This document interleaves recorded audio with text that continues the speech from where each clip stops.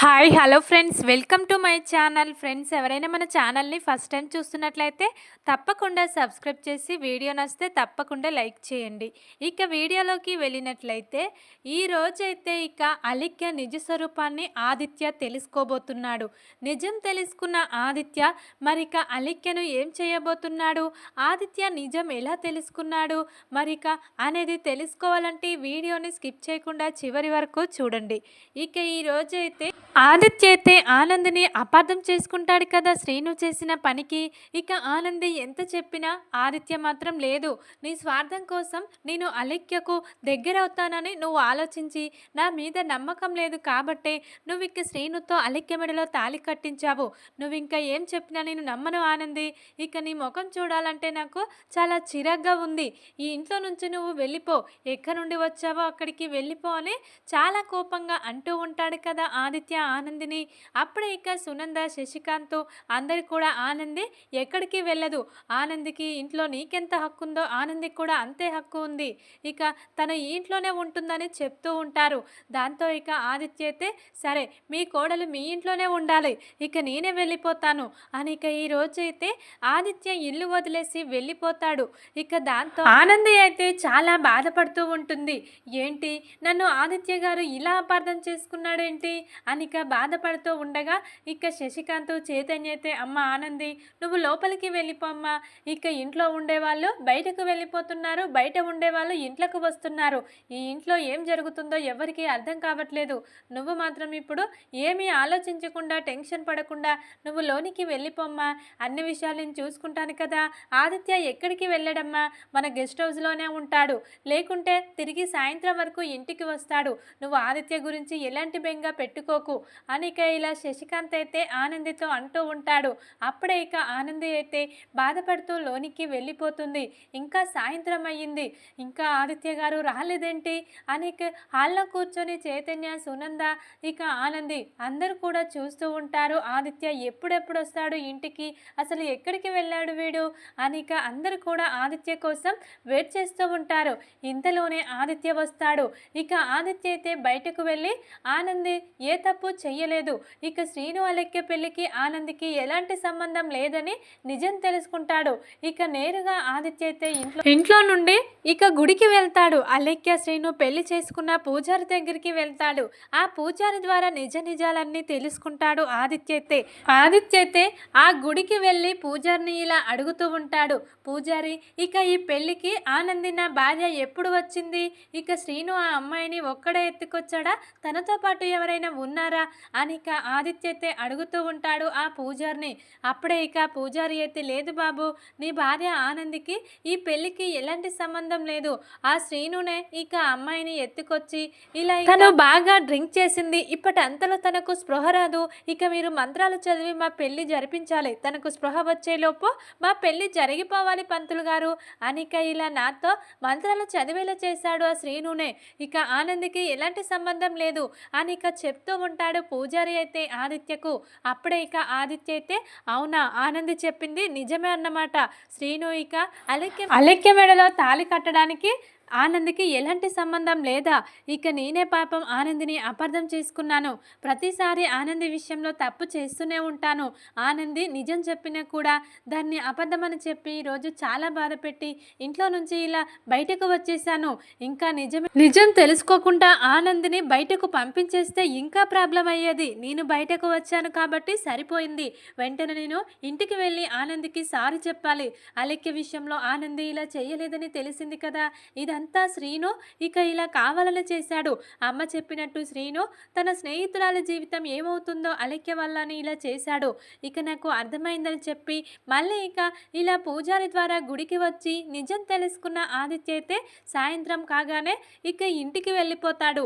ఇక ఆదిత్య ఇంటికి రావడం చూసి అందరూ కూడా చాలా సంతోషంగా ఫీల్ అవుతూ ఉంటారు. మళ్ళీ ఆదిత్య తిరిగి వచ్చేసాడు, నేను చెప్పాను కదమ్మా నా ఆది ఎక్కడికి వెళ్ళడు, వచ్చేస్తాడు తప్పకుండా అని ఇక అంటూ ఉండగా అప్పుడే ఇక ఆదిత్య అయితే ఏంట్రా ఎక్కడికి వెళ్ళావని అందరూ కూడా అడుగుతూ ఉండగా సైలెంట్గా లోనికి వెళ్ళిపోతాడు. అందరి ముందు ఆనందికి సారీ చెప్తే బాగుండదు కాబట్టి ఆనంది నా వెంట తప్పకుండా మా రూమ్లోకి వస్తుంది కదా, అప్పుడు ఇక ఆనందికి సారీ చెప్పేస్తే అయిపోతుంది అని ఇక ఏం మాట్లాడకుండా ఆదిత్య అయితే తన రూమ్లోకి వెళ్ళి ఆనంది కోసం వెయిట్ చేస్తూ ఉంటాడు.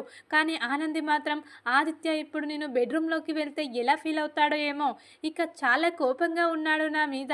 నేను చెయ్యని తప్పు నేనే చేశానని నన్ను అపార్థం చేసుకున్నాడు. ఇక నేను ఇప్పుడు ఎలా వెళ్ళాలా వద్దా రూమ్కి అని ఆలోచిస్తూ ఉంటుంది. ఇంతలోనే సునంద, శశికాంత్, చైతన్య వాళ్ళందరూ కూడా ఏంటి వదిన ఆలోచిస్తున్నావు, వెళ్ళు, అన్నయ్య వెళ్ళాడు కదా, అసలు అన్నయ్య ఏం మాట్లాడతాడో విను, అన్నయ్య తొందరగా ఇంటికి వచ్చేసాడంటే నీ గురించి నిజం తెలుసుకున్నాడేమో, నీది ఎలాంటి తప్పు లేదు శ్రీను అలెక్య పెళ్లి విషయంలో అని, ఒక్కసారి వెళ్ళు వదినే అన్నయ్య దగ్గరికి అనిక చైతన్య అంటూ ఉంటాడు. అప్పుడే ఇక ఆనంది అయితే సరే చైతన్య అనిక ఇలా ఆదిత్య రూమ్లోకి వెళ్తుంది. ఇక ఆదిత్య అయితే గడియ పెట్టి ఆనందితో ఇలా అంటూ ఉంటాడు, సారీ ఆనంది, ఇక నువ్వు ఎంత చెప్పినా నేను అర్థం చేసుకోలేను, నీ జీవితం ఇలా అయిపోతుందని నువ్వే అలెక్యకు శ్రీనుకు పెళ్లి చేసావనుకున్నాను, కానీ నేను ఇప్పుడు నేరుగా పూజారి దగ్గరికి గుడికి వెళ్ళి నిజమేంటో తెలుసుకున్నాను, నన్ను క్షమించు ఆనంది, అందరి ముందు చెప్తే నా పరువు పోతుందని చెప్పి రూమ్లోకి వచ్చాక చెప్దామని సైలెంట్గా వచ్చేసాను అనిక ఇలా ఆదిత్య అయితే అంటూ ఉంటాడు ఆనందితో. అప్పుడే ఇక ఆనంది అయితే చాలా సంతోషంగా ఫీల్ అవుతూ ఉంటుంది. ఇప్పటికైనా మీరు నా గురించి నిజం తెలుసుకున్నారు, ఇక నన్ను మీరు అపార్థం చేసుకుంటే నేను తట్టుకోలేకపోతున్నానండి, ఇక మీరు నన్ను అపార్థం ఎప్పటికీ చేసుకోకూడదు, ఇక నేనంటే ఏంటో మీకు తెలియదా, నా మనసు ఎలా ఉంటుందో మీకు అన్ని విషయాలు తెలుసు కదండి నా గురించి, మళ్ళీ నన్ను ప్రతిసారి ఇలా అపార్థం చేసుకుంటారెందుకు అనిక చాలా ఏడుస్తూ ఇక ఆదిత్యను హగ్ చేసుకుంటుంది ఆనంది అయితే. ఇక ఆదిత్య కూడా సారీ ఆనంది, ఇక ఎప్పుడు కూడా తొందరపాటు నిర్ణయాలు తీసుకొని నిన్ను అపార్థం చేసుకోను అని ఆదిత్య కూడా ఆనందిని గట్టిగా హగ్ చేసుకొని సారీ చెప్తూ ఉంటాడు.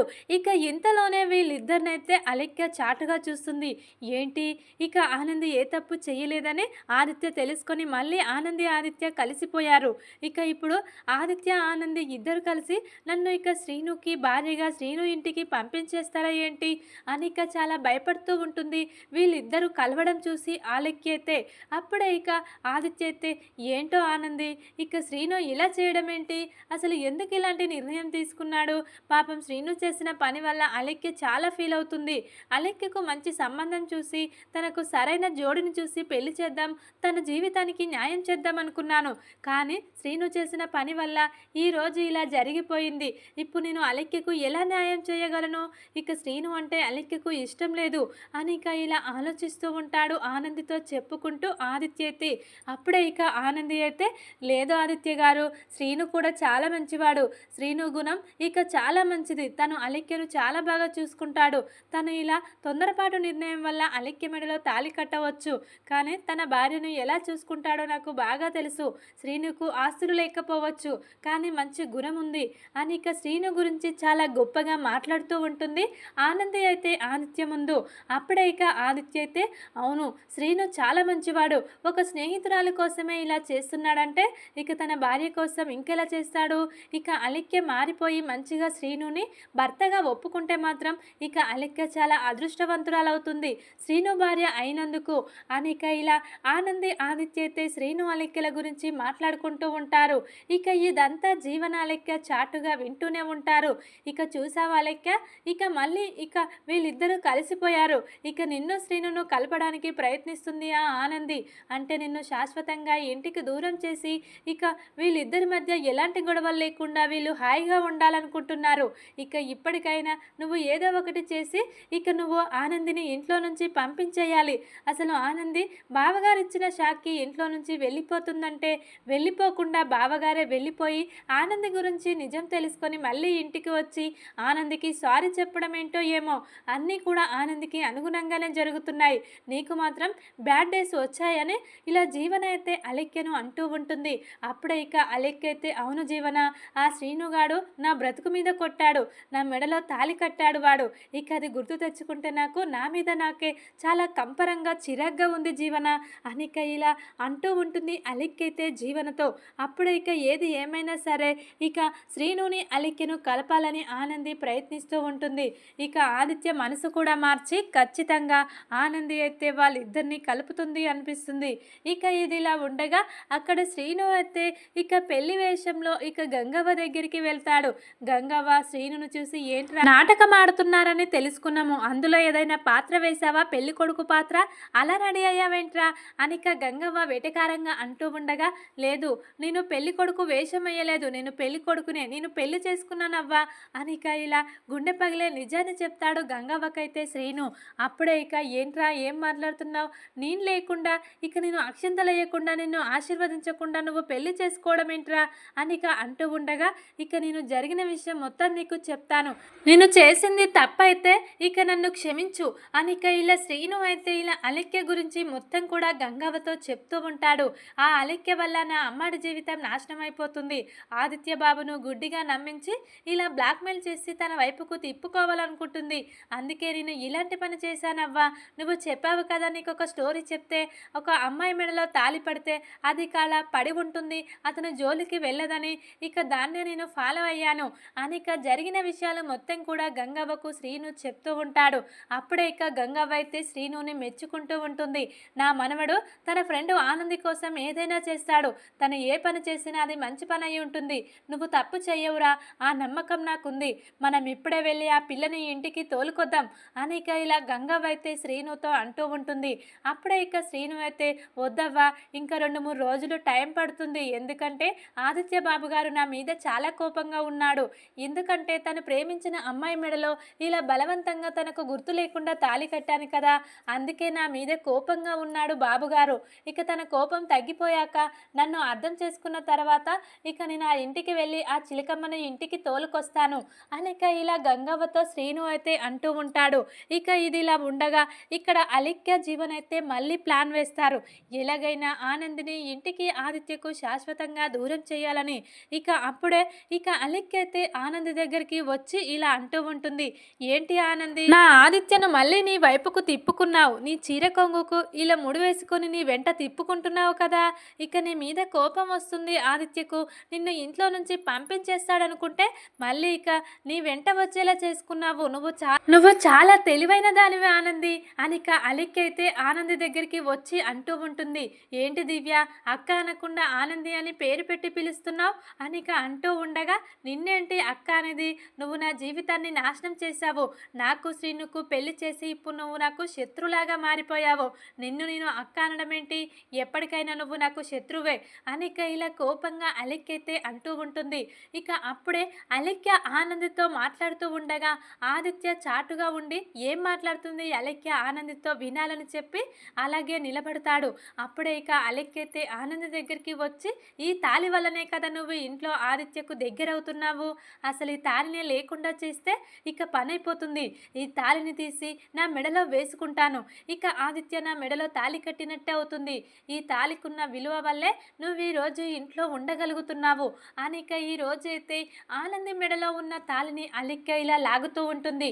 అప్పుడే ఇక ఆనంది అయితే షాక్ అయి చూస్తూ ఉంటుంది, ఏంటి ఏం చేస్తున్నావు అలిక్య, నా మెడలో ఉన్న తాళిని తెంపేయడం ఏంటి, ఇక నువ్వు ఎంత ఆదిత్యను ఇష్టపడితే మాత్రం ఇలా తాళిని తెంపివేసి తనతో మళ్ళీ కట్టించుకుంటావా, నువ్వు అసలు మనిషివేనా అని ఇక ఇలా ఆనంది అయితే అలిక్యను అంటూ ఉంటుంది. అప్పుడే ఇక అలిక్య అయితే లేదు, ఇక నేను ఇప్పుడు నీ మెడలో ఉన్న తాళిని తెంపాల్సిందే, ఈ తాళిని తెంపితేనే, ఈ తాళిని మెడలో లేకుండా ఉంటేనే ఈ సమస్యలన్నిటికీ పరిష్కారం దొరుకుతుంది నాకు అనిక ఈ రోజైతే బలవంతంగా అలిక్యైతే ఆనంది మెడలో ఉన్న తాళిని ఇలా తెంపేస్తానని గట్టిగా తన మెడలో ఉన్న తాళిని లాగుతూ ఉంటుంది. ఇక ఇంతలోనే చాటుగా ఉన్న ఆదిత్య వచ్చి అలిక్య అని గట్టిగా అరుస్తాడు. ఇక అలిక్య ఒక్కసారిగా షాక్ అయి ఆదిత్య వైపు చూస్తూ ఉంటుంది. ఏంటి ఏం చేస్తున్నావు, నీకేమైనా అర్థమవుతుందా, ఆనంది మెడలో తాళిని తీయాలని ఎందుకు అనుకుంటున్నావు, ఆనంది అంటే నాకు చాలా ఇష్టం, నువ్వు ఒకప్పుడు నాకు ఇష్టం ఉండొచ్చు, కానీ ఇప్పుడు నా మనసులో నువ్వు లేవని తెలుసుకో, ఆనంది నా ప్రాణం, ఆ తాళిని తీస్తే మాత్రం ఇక బాగుండదు ఇక అని చాలా గట్టిగా వార్నింగ్ ఇస్తూ ఉంటాడు ఆదిత్య అయితే అలిక్యకు. దాంతో ఇక అలిక్య అయితే ఏంటి ఆదిత్య అలా మాట్లాడుతున్నావు, ఆనంది నాకు చేసిన ద్రోహాన్ని మర్చిపోయావా, అప్పుడే ఇక ఆనందిని భార్యగా ఒప్పుకొని ఆనందికి దగ్గరవుతున్నావు, నన్ను ఇంతలోనే ఇలా మర్చిపోయావు ఆదిత్య అనిక ఇలా మళ్ళీ కూడా డైలాగులు వేస్తూ ఉంటుంది అలిక్య అయితే. దాంతో ఇక ఇక ఆదిత్య అయితే లేదు, నా ఆనంది మంచితనం ఏంటో నాకు తెలుసు, ఆనంది మనసును అర్థం చేసుకున్నాను, ఇక శ్రీనునే కావాలని చెప్పి నీకు మత్తిచ్చి ఇలా దొంగచాటుగా తీసుకెళ్లి గుళ్ళో పెళ్లి చేసుకోవాలనుకున్నాడు. దానికి ఆనందికి ఎలాంటి సంబంధం లేదని నేను నిజం తెలుసుకున్నాను. ప్రతిసారి పాపం ఆనందిని ఇలా అనుమానిస్తూ అవమానిస్తూ చాలా బాధ పెట్టాను. ఇకనైనా నా ఆనందిని మనసును అర్థం చేసుకున్నాను. ఇక నువ్వు మళ్ళీ మా ఇద్దరి మధ్య గొడవలు పెట్టాలని చూడకు. ఇక నువ్వు ఇంట్లో స్థానం ఉంటుంది, ఇక నువ్వు ఎన్నాళ్ళైనా ఉండొచ్చు, కానీ మా ఇద్దరి మధ్యలోకి రావాలని మాత్రం ప్రయత్నించొద్దు. నీకు మా ఇద్దరి మధ్యలో గొడవలు లేకుండా సైలెంట్గా ఉంటే నీకు ఇంట్లో స్థానం ఉంటుంది. లేకుంటే ఇలా ఆనందిని ఇలా చేస్తే మాత్రం నిన్ను ఇప్పుడే ఇంట్లో నుంచి గెంటేస్తాను అని ఇక ఇలా వార్నింగ్ ఇస్తూ ఉంటాడు అలెక్కికైతే ఆదిత్య. దాంతో ఇక ఆనంది అయితే చాలా సంతోషంగా ఫీల్ అవుతూ ఉంటుంది. ఆదిత్య గారు నా మనసును అర్థం చేసుకున్నాడు, నేనంటే ఏంటో తనకు తెలుసు కాబట్టే ఇక ఇప్పుడు అలిక్యను వార్నింగ్ ఇచ్చి తనకు ఇలా చెప్తున్నాడని ఆనంది అయితే చాలా సంతోషంగా ఫీల్ అవుతూ ఉంటుంది. కానీ అలెక్య అయితే ఏంటి ఇలా జరిగిందేంటి, ఈ ఆనంది మాటలు విని రోజు రోజుకి ఆదిత్య ఇలా తయారవుతున్నాడేంటి అని ఇక చాలా చిరాగ్గా కోపంగా ఇక లోపలికి వెళ్ళిపోతుంది అలెక్య అయితే. ఇక కొద్దిసేపటి తర్వాత అలెక్య జీవన అయితే ఇక ఆదిత్య ఆనంది గురించే మాట్లాడుకుంటూ ఉంటారు. ఇక వీళ్ళిద్దరూ ఇలా అంటూ ఉంటారు, ఎలాగైనా ఆనందిని శాశ్వతంగా ఆదిత్యకు దూరం చేయాలంటే ఇలా జరుగుతుంది అని ఇక వీళ్ళైతే రూమ్లోకి వెళ్ళి మాట్లాడుకుంటూ ఉండగా అప్పుడే ఇక ఆనంది వింటూ ఉంటుంది, వీళ్ళిద్దరు కలిసి ఇలా చేస్తున్నారు. ఇక అలెక్య మొత్తం కూడా జీవనతో చేతులు కలిపి జీవన చెప్పినట్టు విని నన్ను ఈరోజు ఇలా వాడుకుంటుంది, నా భర్తను నాకు దూరం చేయాలని చూస్తుంది, వెంటనే వీళ్ళ నిజ స్వరూపం ఆదిత్య గారికి చూపించాలి అని ఇక వీళ్ళిద్దరూ మాట్లాడుకునే మాటలన్నీ కూడా ఆనంది వీడియో ఆడియో తీసి ఇక ఇలా చూస్తూ ఉంటుంది. వాళ్ళ మాటలు మొత్తం విన్న తర్వాత వీడియో తీసిన తర్వాత ఇక అది సేవ్ చేసుకొని ఇక ఆదిత్య దగ్గరికి వెళ్తుంది ఆనంది అయితే.